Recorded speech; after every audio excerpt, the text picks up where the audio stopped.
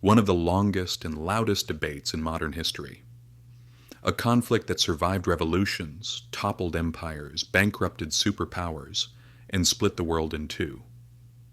For more than a century, capitalism and socialism were not just economic theories, they were battle lines. Behind every nationalist speech, every workers' uprising, every recession, and every proxy war, this debate shaped the world we live in. But here's the part no one talks about.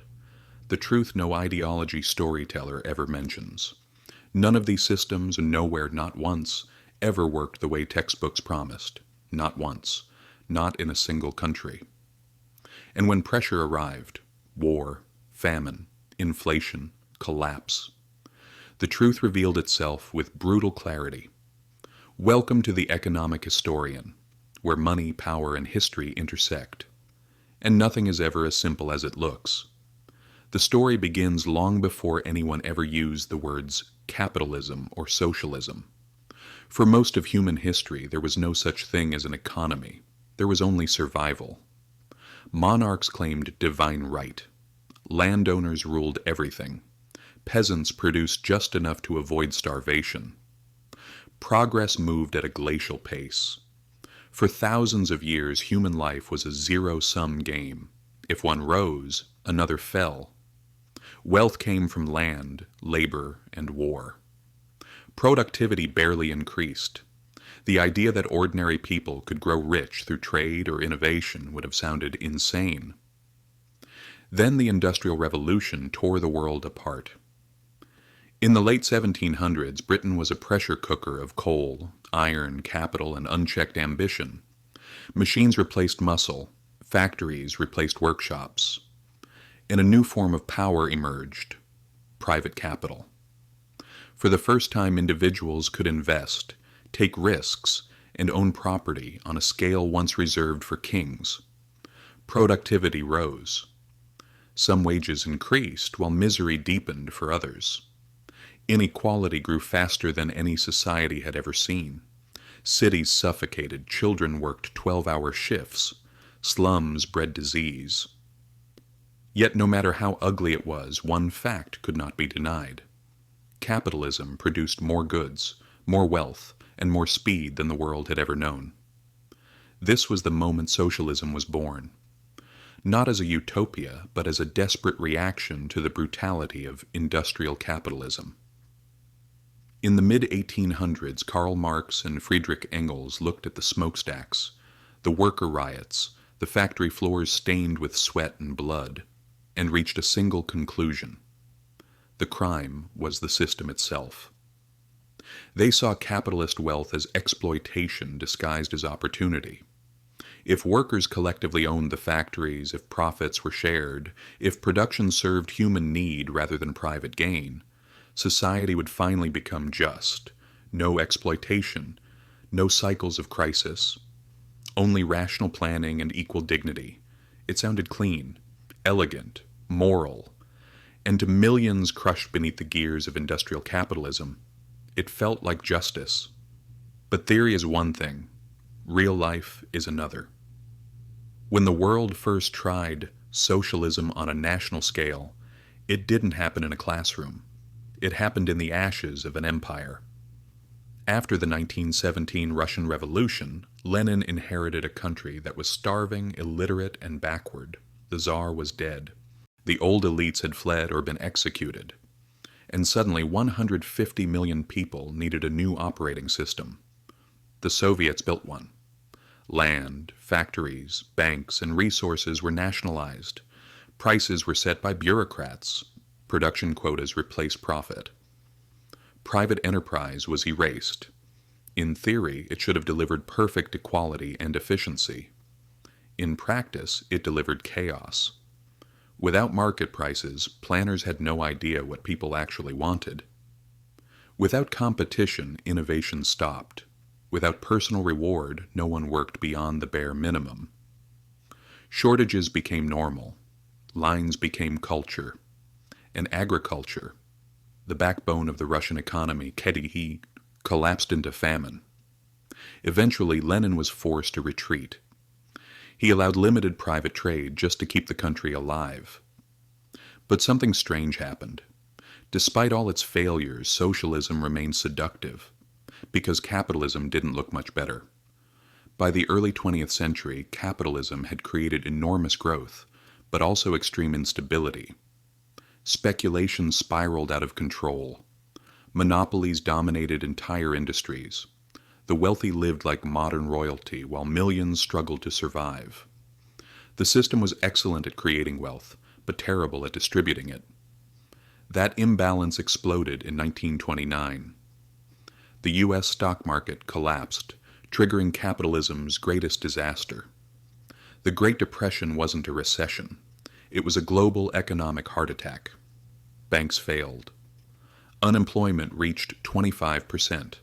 Entire financial systems were wiped out. To many observers, capitalism no longer looked flawed. It looked lethal.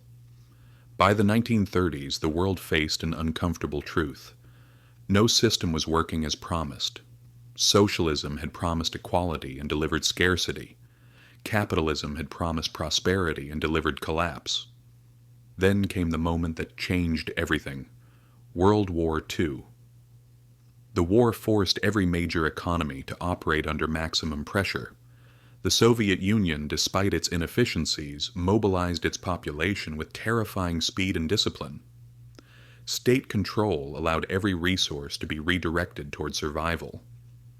Meanwhile, capitalist nations like the United States proved just how powerful private innovation could be when backed by national coordination. When the war ended, the scoreboard was no longer ideological. It was GDP, infrastructure, growth, living standards. From 1945 to 1991, the world became a laboratory. On one side, the Soviet bloc, central planning, state control, suppressed markets. On the other, the United States and its allies regulated capitalism, private enterprise, and social safety nets born from the Great Depression. This was the real experiment, not manifestos, not speeches, but the lived consequences of millions of people. The results were dramatic. In the Soviet Union, the early decades brought rapid industrialization. Literacy rose. Housing expanded. Military power surged. But beneath the surface, the system was cracking. Without price signals, the economy drifted into absurd inefficiency. Factories met quotas by producing useless goods. Farms delivered rotten harvests. Innovation stalled. By the 1970s, the USSR lagged decades behind in consumer technology. A country capable of building rockets couldn't produce a decent refrigerator. Capitalism, meanwhile, adapted. After the Great Depression, governments introduced regulation, deposit insurance, antitrust laws, social security, public health care, and unemployment benefits. Capitalism didn't become fair, but it became survivable. It learned from its mistakes, and that adaptability became its greatest weapon. By the 1980s, the gap was undeniable. Western living standards surged while the Soviet economy stagnated. The Cold War wasn't won by ideology. It was won by performance. When the Berlin Wall fell in 1989, the debate seemed over. The Soviet Union wasn't defeated by bombs. It was defeated by empty shelves, by broken incentives, by an economy that could no longer function. A system designed to eliminate inequality created new elites. Party officials, bureaucrats, insiders. While ordinary people waited in line for bread, the system collapsed. When the numbers finally arrived, the story was clear. Western economies were more productive, more innovative, and more adaptable, but capitalism's victory lap was short-lived. Because while the Cold War ended, economic contradictions did not. In the 1990s and 2000s, capitalism evolved again. Finance exploded. Global supply chains stretched across continents. Credit flowed like water. Inequality surged once more, this time on Gilded Age levels. The 2008 financial crisis felt like déjà vu, a reminder that capitalism's instability never disappeared. It simply changed clothes. Meanwhile, socialism returned, but not in its Soviet form, softer, more nostalgic. Wealth taxes, public health care, free education, and strong unions returned to the conversation.